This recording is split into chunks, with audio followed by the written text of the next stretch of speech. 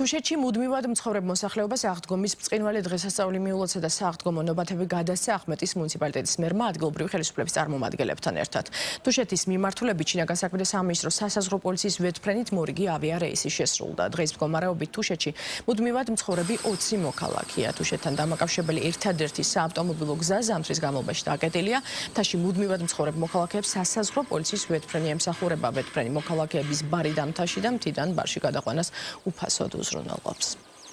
ახმეტის მუნიციპალიტეტის მერიიდან ამოვედით წარმომადგენლები, რათა ადგილობრივი ჩვენი მოზამთრე თუშებისთვის მიგველოცა დამდეგი აღდგომის დღესასწაული. მერიაში არსებული პროგრამის ფარგლებში ამოუტანეთ სააღდგომო ნობათები და გავეცანით მათ ადგილობრივ საჭიროებებს. გეხსენებათ, რა თვის განმავლობაში თუშეთის მიმართულებით საავტომობილო გზა აბანოს უღელტეხიძე დიდ თოვლობის გამო იკეტება. ზამთრის პერიოდში თუშეთში მოსახლეობა ძალიან ცოტა რჩება.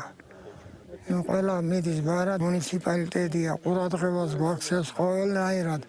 რაც კი გაგვიჭირდება ავადმყოფი იქნება თუ მით უმეტეს არ ვაიწყდებით საახალწლოდ და სააღდგომოდ.